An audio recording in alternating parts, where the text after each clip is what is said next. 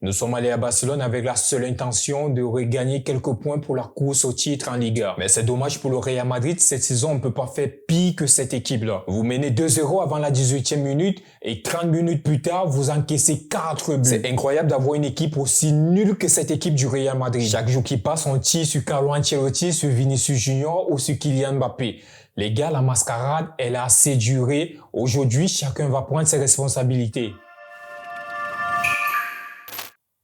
Que tu sois gardien de but, défenseur central, latéral, milieu de terrain, aujourd'hui, vous avez fait de la merde parce que les attaquants, ils ont assuré, mais derrière, ça n'a pas suivi. Cette saison 2024-2025, Hansi Flick a gagné la bataille tactique sur le plan international. Même pas seulement en Liga, mais partout en Europe. Ne venez pas me parler de la défaite contre l'Inter de Milan. Vous avez tous vu, ce FC Barcelone-là a dominé son match. Le FC Barcelone, cette saison, adopte un jeu collectif mais direct, avec ses avancées entre Rafinha, Ferran Torres, mais aussi Lewandowski et Lamine Yamal. De l'autre côté, on a des équipes comme le Real Madrid qui misent sur la flexibilité et l'individualité des joueurs comme Kylian Mbappé ou Vinicius Junior. Sauf que lorsque tu as un club comme le Real Madrid, à un moment donné, ça ne va pas passer. Il y aura un match où Vinicius Junior sera moins bien, un match où Kylian Mbappé ne sera pas en forme et c'est ce jour-là que ça va payer très cher, comme on l'a vu cette saison pour cette équipe du Real Madrid.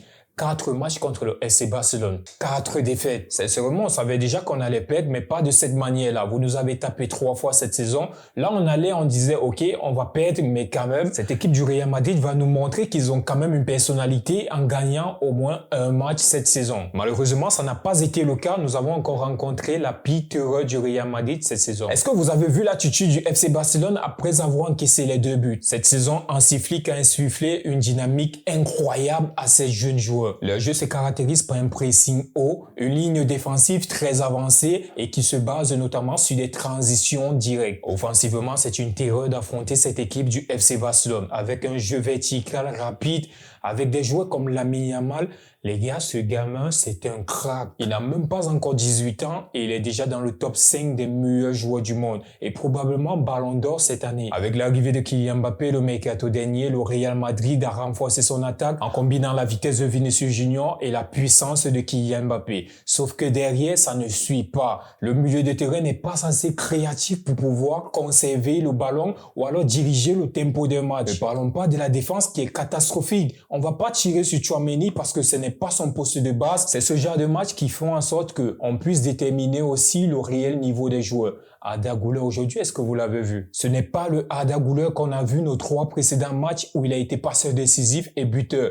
Ce type de match contre des grands clubs, c'est pour juger le réel niveau de ces joueurs. Arda Güler, cet après-midi, il a été invisible. Les gars, aujourd'hui, on peut que féliciter cette équipe du FC Barcelone. Vous avez fait une saison de malade en termes de performances statistiques, individuelles ou collectives.